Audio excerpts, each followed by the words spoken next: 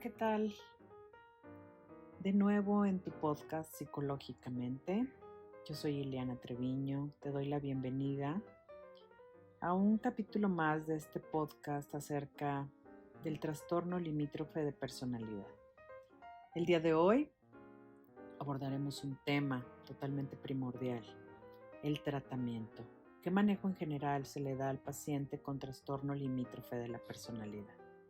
En general existen líneas generales de manejo y se han considerado en primer lugar los aspectos generales del manejo terapéutico y sus componentes, como son principalmente el establecimiento de la alianza terapéutica, la monitorización del estado del paciente, la provisión de cuidados, etc. Debido a algunas carencias científicas que respaldan las recomendaciones del manejo psiquiátrico del trastorno limítrofe, he tratado de crear un consenso de acuerdo a múltiples trabajadores de salud mental con respecto al manejo de este grupo de pacientes. En términos generales, existen un grupo de recomendaciones que serían: en primer lugar, establecer una alianza terapéutica con el paciente para obtener información, desarrollar un vínculo y facilitar su colaboración e implicación en el tratamiento. Se recomienda favorecer la autonomía y participación del paciente en la elección de las opciones asistenciales y en la resolución de sus problemas. Se recomienda evaluar periódicamente el estado psicopatológico, así como factores desestabilizadores o de riesgo de precipitar crisis. Se recomienda promover la participación activa de familiares y cuidadores previo consentimiento explícito del paciente. Proveer al paciente y a su familia de psicoeducación respecto al trastorno y su tratamiento de forma continuada a lo largo del proceso, para facilitar que el paciente y la familia intervengan de forma activa en el tratamiento. Se recomienda facilitar la comprensión y la adaptación del paciente a los efectos psicosociales del trastorno, relaciones interpersonales, condiciones de trabajo y de vida y otras necesidades médicas relacionadas con la salud. Asimismo, se recomienda apoyar al paciente en el ejercicio de sus funciones parentales, caso dado de que sea padre de familia. Se recomienda identificar los factores que precipitan o exacerban las crisis y promover intervenciones precoces para prevenir recaídas. Se recomienda proporcionar ayuda al paciente para acceder a los servicios necesarios y coordinar los recursos en los diversos sistemas de salud mental, salud general y otros servicios implicados en la atención. Pues bien, esto sería grosso modo el manejo inicial que se le da a un paciente, es decir, el abordaje. En primer término tendríamos ya propiamente la valoración del paciente.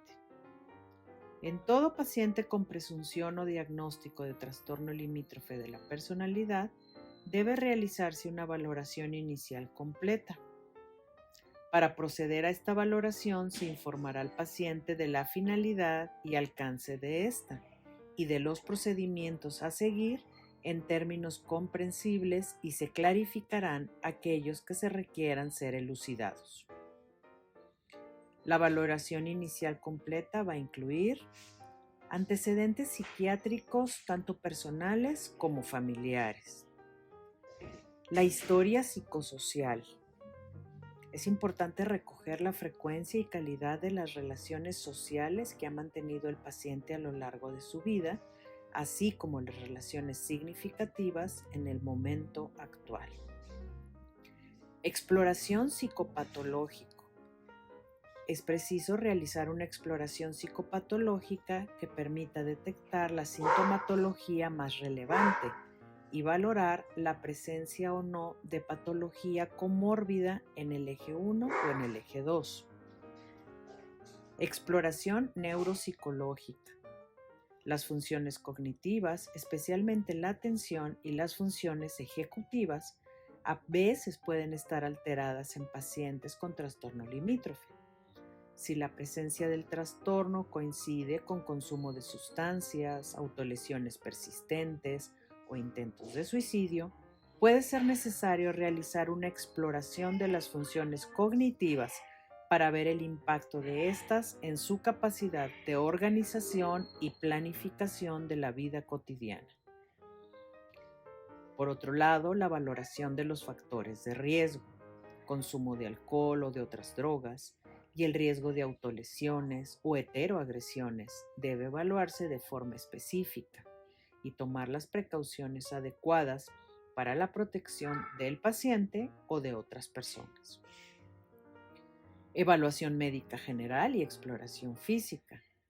Esta debe incluir el historial médico personal y familiar, así como una exploración física que incluya medición de la talla, peso, presión sanguínea, es decir, una exploración completa. Finalizada la valoración inicial, se informará al paciente de los resultados, explicando sus contenidos y el significado de los términos diagnósticos que se concluyen. Se ofrecerá, asimismo, apoyo para su correcta aceptación o para elaborar contenidos dificultosos o traumáticos que hayan aparecido durante las exploraciones. Una vez finalizada la evaluación inicial, ya entramos propiamente en el campo de tal terapia. Existen diversas corrientes para el manejo del trastorno limítrofe. Vamos a mencionar algunas de ellas, las que han mostrado más datos positivos en este grupo de pacientes. La primera sería la terapia cognitiva analítica. Es una psicoterapia integral de tiempo limitado que surge de una integración teórica y práctica de elementos de la teoría psicoanalítica de las relaciones objetales y de la psicología cognitiva. Se concibe como un modelo integral del desarrollo y la psicopatología. Este tipo de terapia cognitiva se ha utilizado de manera de investigación, obteniendo buenos resultados. Sin embargo, el cohorte de pacientes todavía no es suficiente para recomendarlo como el principal método terapéutico, pero es algo que debemos tomar en cuenta en un futuro. Tenemos entonces como protocolos establecidos terapias psicológicas tanto individuales como grupales. Se ha considerado en el apartado de terapias psicológicas individuales y grupales las siguientes intervenciones psicológicas: la terapia cognitivo y conductual, el sistema de predicción y resolución de problemas, terapia cognitiva centrada en esquemas, terapia cognitiva analítica, terapia grupal interpersonal, terapia centrada en el cliente y terapia focalizada en la transferencia. En primer término tenemos la terapia cognitivo-conductual. Es un tratamiento psicológico estructurado que se centra en ayudar a la persona a establecer conexiones entre sus pensamientos, sentimientos y la conducta. Este tipo de terapia originalmente se desarrolló para el tratamiento de la depresión.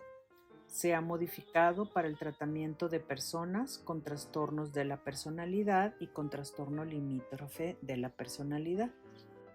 Si bien la terapia cognitivo-conductual para los trastornos del eje 1 se suele centrar en el aquí y el ahora, para quienes sufren trastornos de la personalidad tiene en cuenta experiencias previas en el desarrollo de creencias nucleares, a las que también se denomina esquemas. La terapia cognitiva centrada en el cambio de las creencias nucleares ha aplicado la obra de Beck a las necesidades de las personas con trastornos límite y antisocial de la personalidad. Partiendo de la experiencia en el uso de la terapia cognitivo-conductual en diversos problemas de salud mental, Proporciona guías sobre la formulación, identificación y cambio de las creencias nucleares y el tratamiento de los problemas de conducta.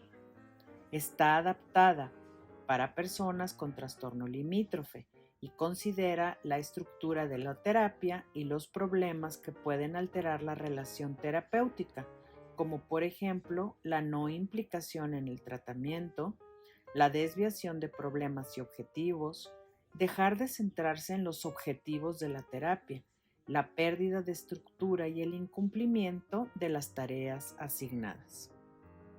La terapia cognitivo-conductual para personas con trastorno limítrofe de la personalidad se suele prestar en sesiones que duran entre 30 y 90 minutos. El número de sesiones que se ofrece tiende a ser mayor para quienes sufren trastornos de la personalidad que para quienes sufren depresión y otros trastornos del eje 1, y tiene lugar cada semana durante un periodo de entre 9 y 36 meses. A los pacientes se les pide que hagan unas tareas en casa entre las sesiones.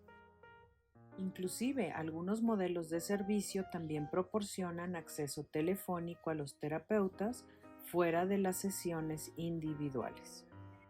Tenemos como siguiente punto terapéutico la terapia cognitiva centrada en esquemas. Resalta la importancia de los esquemas cognitivos disfuncionales que se aprenden en la juventud, es decir, esquemas inadaptados precoces, y los procesos que hacen que sean inflexibles y que impiden un nuevo aprendizaje, como son el mantenimiento, la evitación y compensación de los esquemas. Con este método terapéutico se anima a la persona a que analice hasta qué punto estas creencias nucleares le han ayudado a adaptarse a circunstancias adversas anteriores y que se pregunte si son apropiadas para ayudarle a adaptarse a su situación actual. El tratamiento trata de facilitar la conexión afectiva y el reaprendizaje que en ocasiones puede implicar componentes de reparentalización. Este método ha ofrecido excelentes resultados en muy diversos estudios. Sin embargo, depende mucho en el inicio con realizar una buena alianza terapéutica, ya que si esta no se logra, el índice de fallas en este tratamiento es muy alta. Existe también la terapia grupal interpersonal, que es un tipo de terapia de apoyo estructurada y limitada en el tiempo que en un principio se desarrolló para tratar a pacientes ambulatorios con depresión mayor. La terapia grupal interpersonal para la depresión, el terapeuta presta atención sistemática a una de las 4 áreas principales: la sensibilidad interpersonal, las transiciones de rol, las disputas interpersonales y los déficits interpersonales, y finalmente las relaciona con los cambios derivados en el estado de ánimo del paciente.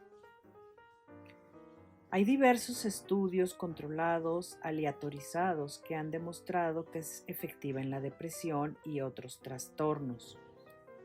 Sin embargo, se desarrolló un tipo de terapia grupal para pacientes con trastorno limítrofe y los resultados han sido dudosos, por lo que se ha llegado a la conclusión de que no existe actualmente suficiente evidencia para recomendar este tipo de terapia en pacientes con trastorno limítrofe de la personalidad. Cabe mencionar también otro tipo de terapia utilizada en estos pacientes, que es la terapia dialéctico-conductual. Este es un programa de tratamiento multimodal, originalmente desarrollado para mujeres con conductas parasuicidas, que posteriormente se ha aplicado a otras poblaciones. Se describen 5 etapas del tratamiento. Estas son: pretratamiento, obtención del control conductual, procesamiento emocional del pasado, resolución de los problemas ordinarios de la vida y capacidad de experimentar una alegría sostenida. No obstante, en la práctica clínica habitual, es poco probable que los usuarios de servicios sanitarios obtengan este tratamiento en sus dos últimas etapas. Todas las investigaciones que existen alrededor de este tipo de terapia dialéctico-conductual se ha centrado en las dos primeras etapas con el objetivo de obtener el control conductual, ayudar a la persona a que desarrolle y mantenga la motivación para seguir el tratamiento y reducir al mismo tiempo las conductas suicidas, las autolesiones no suicidas y otras conductas impulsivas como por ejemplo el abuso de sustancias y los atracones. También son un objetivo del tratamiento otros diagnósticos psiquiátricos y otras conductas gravemente desestabilizantes. Este tipo de terapia incorpora estrategias terapéuticas basadas en la dialéctica. La dialéctica hace referencia a un diálogo entre diferentes puntos de vista, basado en la aceptación de distintas posiciones para acercarse a una realidad integrada. El terapeuta utiliza este enfoque dialéctico para favorecer el compromiso del paciente en la terapia y manejar la relación terapéutica. En el formato estándar de este programa de tratamiento se ofrece simultáneamente un tratamiento individual semanal y un grupo de entrenamiento en habilidades semanal durante un periodo acordado, normalmente de un año. Los principios fundamentales del tratamiento individual de la primera etapa implican moverse con flexibilidad entre procedimientos basados en la aprobación, por ejemplo, validación y atención plena, y estrategias de cambio conductual que incluyen el análisis de las conductas y sus soluciones, es decir, la resolución de problemas. Se utilizan técnicas de 4 grupos de procedimientos cognitivo-conductuales: entrenamiento en habilidades, manejo de contingencias, exposición y modificación cognitiva. Las estrategias dialécticas características de esta propuesta terapéutica introducen componentes tanto de aceptación como de cambio, por ejemplo, el uso de la metáfora y la paradoja. El grupo de entrenamiento de habilidades incorpora los siguientes módulos: habilidades de conciencia, efectividad interpersonal, regulación emocional y tolerancia al malestar. El paquete de intervenciones de este tipo de terapia también incluye reuniones semanales de supervisión e interconsulta para los terapeutas que trabajan en equipo y consultas telefónicas, mediante las cuales los terapeutas están a disposición de los pacientes fuera del horario de atención normal, para favorecer el manejo de situaciones de crisis y la generalización de habilidades al ambiente natural. Si se considera oportuno y cuando los usuarios de servicios, pacientes, están más estables y han establecido conexiones afectivas y efectivas con los profesionales sanitarios, pueden pasar al tratamiento de la segunda etapa: experiencia y reprocesamiento emocional del trauma del pasado. De acuerdo a los resultados arrojados por todos los estudios, se recomienda este tipo de terapia dialéctica en pacientes con diagnóstico de trastorno limítrofe de la personalidad, pero solamente ha mostrado que reduce la frecuencia de intentos de suicidio, ideas suicidas y el nivel de depresión. También disminuye en cierta medida la probabilidad de abandono de la terapia y de ingresos psiquiátricos de emergencia. No ha sido aceptada como terapia única, ya que deja ciertos huecos carenciales en el manejo de este grupo de pacientes. Finalmente, debemos mencionar algo muy importante: la combinación de terapia. la combinación de farmacoterapia con la psicoterapia. Actualmente las recomendaciones de la APA, tanto para el tratamiento de la depresión mayor como para el trastorno limítrofe de la personalidad, es hacer una terapia combinada. Se han encontrado resultados que es preferible terapia combinada a la monoterapia, principalmente cuando los problemas interpersonales o los trastornos de personalidad se asocian con depresión mayor.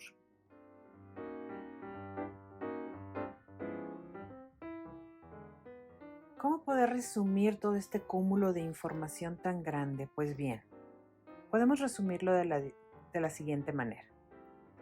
El tratamiento general del trastorno limítrofe de la personalidad es muy similar que para el resto de los trastornos de la personalidad. La identificación y el tratamiento de los trastornos coexistentes es importante para el tratamiento eficaz del trastorno limítrofe de la personalidad. Para ello, el tratamiento principal es la psicoterapia.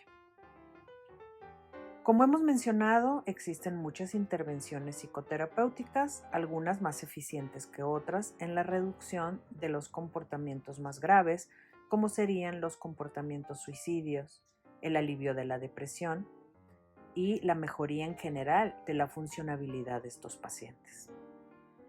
La terapia cognitivo-conductual, que se centra en la desregulación emocional y la carencia de habilidades sociales, utilizando como principal línea la terapia conductual dialéctica, tanto con sesiones individuales como entrenadores de conducta que están disponibles vía telefónica las 24 horas del día. Asimismo, utilizar los sistemas de entrenamiento de previsibilidad emocional y resolución de problemas. Asimismo, utilizar otro tipo de intervenciones que se centran en trastornos en el modo en que los pacientes experimentan las emociones para sí mismos y con los demás. Estas intervenciones serían tratamiento basado en la mentalización, psicoterapia centrada en la transferencia, terapia centrada en esquemas. La mentalización se refiere a la capacidad de las personas para reflexionar y comprender su propio estado de ánimo y el estado de ánimo de los demás. Esta se debe aprender a través de un vínculo seguro con el cuidador. La psicoterapia centrada en la transferencia se enfoca en la interacción entre el paciente y el terapeuta. El terapeuta hace preguntas y ayuda a los pacientes a pensar acerca de sus reacciones para que puedan examinar sus autoimágenes distorsionadas. La terapia enfocada en esquemas, que es una terapia integral que combina la terapia cognitivo-conductual, la teoría del apego, conceptos psicodinámicos y las terapias centradas en las emociones. Se centra en los patrones maladaptativos de toda la vida en relación con el pensamiento, los sentimientos, la conducta y la adaptación, llamados esquemas. Técnicas de cambio afectivo y la relación terapéutica con reparentalización limitada. Por otro lado, la psicoterapia de apoyo también es útil. El objetivo es establecer una relación de apoyo emocional alentadora con el paciente y por lo tanto ayudarlo a desarrollar mecanismos de defensa saludables, especialmente en las relaciones interpersonales. Finalmente tenemos el tratamiento combinado con farmacoterapia.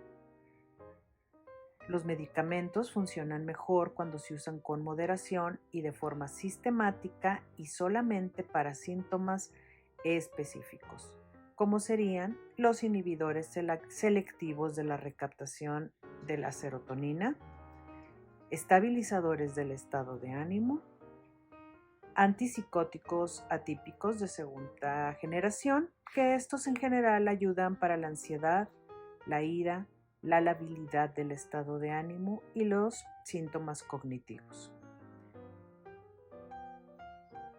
Las benzodiazepinas y los estimulantes no se recomiendan bajo ninguna circunstancia debido al riesgo de dependencia, sobredosis, desinhibición y abuso de drogas.